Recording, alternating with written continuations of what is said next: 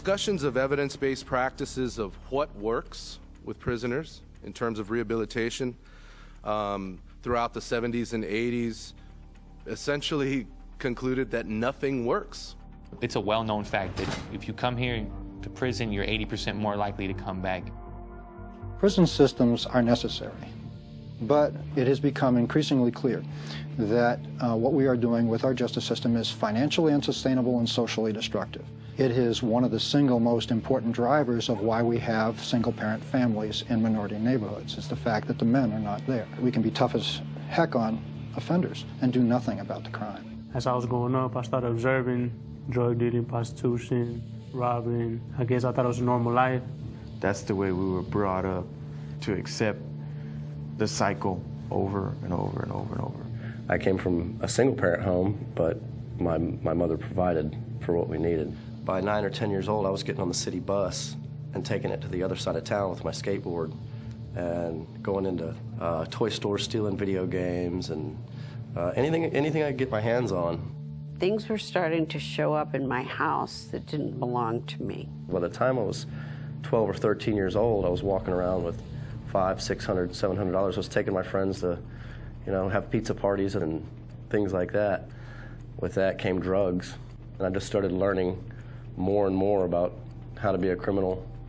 A lot of people, they don't really start out to get in trouble with the law or want to just break the law, but subtly taking little steps and poor choices, next thing you know, you're in trouble with the law. When I get out, I don't know what I have. I don't have anything. I don't have a car, I don't have a house, I don't have a family. So I'm not really sure how that's gonna go. I'm hoping to change my life, but I truly do fear that I might just not care. A lot of times, the society says this person has done this wrong. The Justice Department gives them their punishment, and then everybody forgets. I am saying this is still a human being, and maybe what they have lost is the hope in themselves. I've been here at the Dominguez unit 16 years now. I've seen several offenders come back. This was before the peace class came about. The peace class has brought the recidivism down for this particular program. They're sharing each other's issues, they're listening to Prim, and the outcome is that they're getting closer. They have to disperse into other dormitories, and they start telling other offenders about the peace class. What attracted me that first day, I really couldn't tell you, but I do know that when I went back to the dorm, I felt different. I felt, maybe I do have a chance. Maybe I can change my life. I've heard it straight from the prisoners themselves at Dominguez that compared to the typical types of programming that they receive, some mandatory, some voluntary, that there's something special going on here. The peace education program, or the inner peace program as it's called sometimes, has no other agenda other than helping individuals come to understand who they really are. I think that's the big word, is understanding. Understanding that it comes from within me. The tools that he's showed me, it allows me to step back and look at myself and tell myself, hey, this is what I should be doing. This was just another class that I heard about, and I wanted to check it out. And the more I listened to the videos, the more I found that change and things that I was looking for is exactly what he says. It's inside you.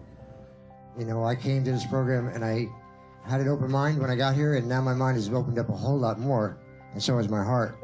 And for a man to say that his heart is open, that's a good thing on this planet. It's by far the largest class. There's 70, 80 people out there every week trying to get in, as opposed to maybe 10, 15 for the other classes. And they have a drug and alcohol program here that they offer. This class is different. People want to be here. They want to participate. They want to get something out of it. Premier Watt said that, peace is about being content, and I wasn't. And I went looking for it somewhere else, and inner peace is helping me learn that it's not anywhere else. I already have it. I just need to accept it and embrace it. These projects have been incredibly successful because they deal with the fundamentals to bring them this unique freedom even when they're in the prison, because that's what hope does. And they're not even aiming at a particular result, but then the result is obvious. The Dominguez unit is getting prepared to receive Premier Watt. He will be attending our facility next week. I think it will be a very positive thing for our general population, and a lot of offenders are really awaiting his arrival. It's almost like a graduation to me. That's how I see it, because that's how the offenders see it. I'm very excited. Been waiting since 2007, wait for this to happen. I'm excited. Anytime somebody will take the time to come see you, you feel forgotten here. You feel just out of the way, out of sight, out of mind. He's been so many places and talked to so many people. The fact that he's going to come to this little prison of all the places in the world that he's been is great. If he can touch us by video, imagine what he can do in person. So I think I'm grateful that we're going to get this opportunity to meet this man.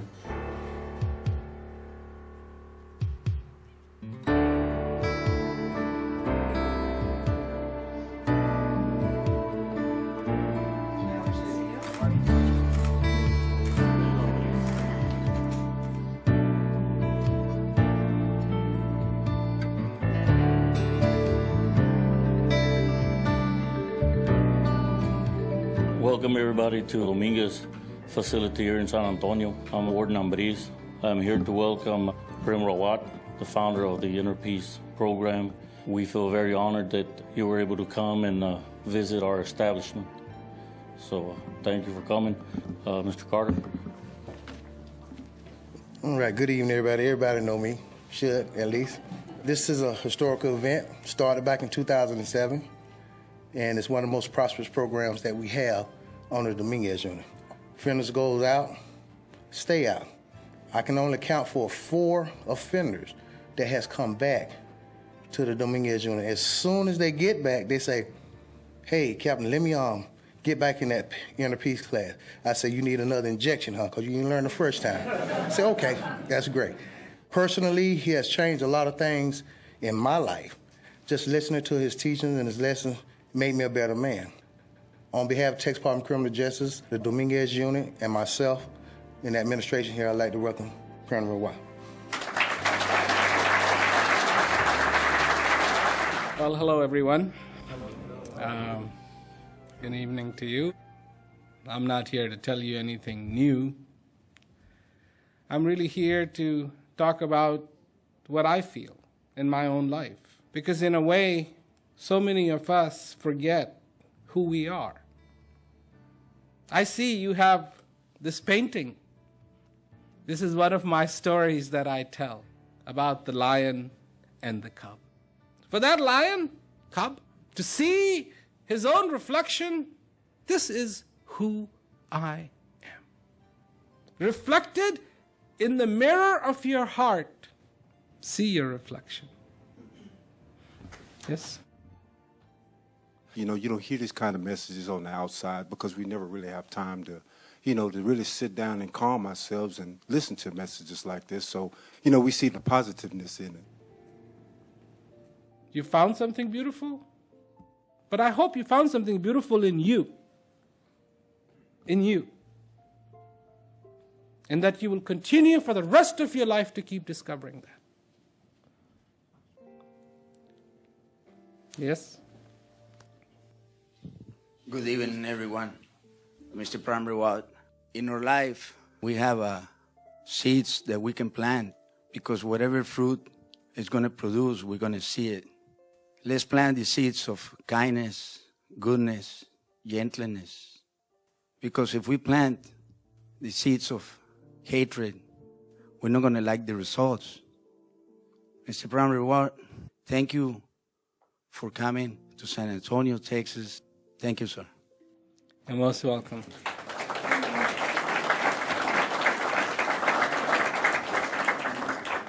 Yeah, I mean, it's really true. Throw some nice stuff out there.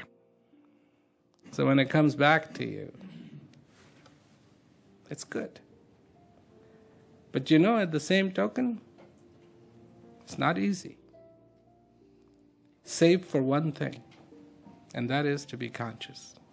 To make the decision every day that that's what you want to do. Otherwise, there's no medicine. There is no magic pill. It's just, only magic thing there is to be conscious. And that's it. Yes. My wife of 10 years believes in her heart that I will never change, and because of this, she has left me for good. Now I fear I will never be given the chance to show who I really am. How do I show my family that I am a changed man? If you change only for them, they'll never come, and they'll never get it. The day you change for yourself, they'll be there like bees on a flower. That's how it goes. You know what's really amazing? Ultimately, you did not give up on yourself. And that's the only thing that's going to allow you to transform and rise above. You've heard of the phoenix? From the ashes rises the phoenix. Be the phoenix. Yes. I've been incarcerated, institutionalized most of my life. I've seen psychologists, gone to drug classes, everything I have, and majority of my life I blamed it on other people. From coming to your class, I finally realized to look at myself, and that the real true peace comes from myself. People tell me now they see me smile, and they want to be around me. When you look at yourself, be surprised, because maybe there's bad stuff, but there's some beautiful stuff there. And I want you to be surprised by that, you know, and probably that's what brings a lot of smile to your face. I enjoy your message of peace, the message of clarity and simplicity. But what I really enjoy is your sense of humor. It's great therapy. Thank you. Anyone else?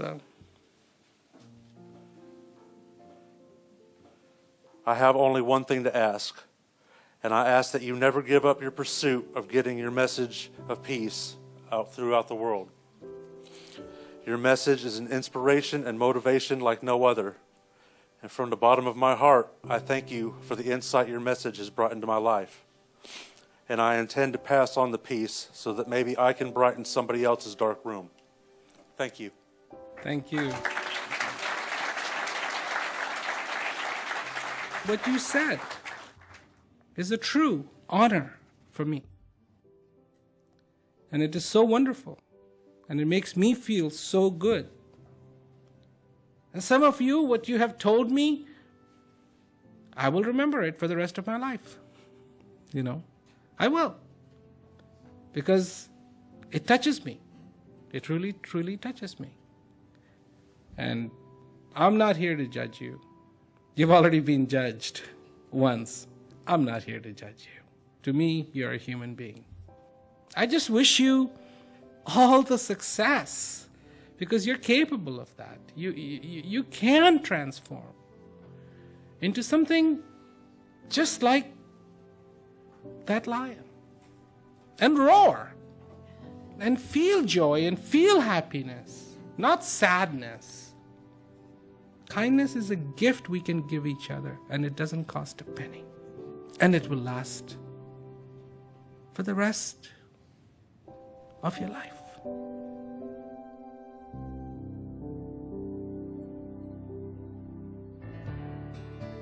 Their liberty is gone, but their humanity nobody can take away from them.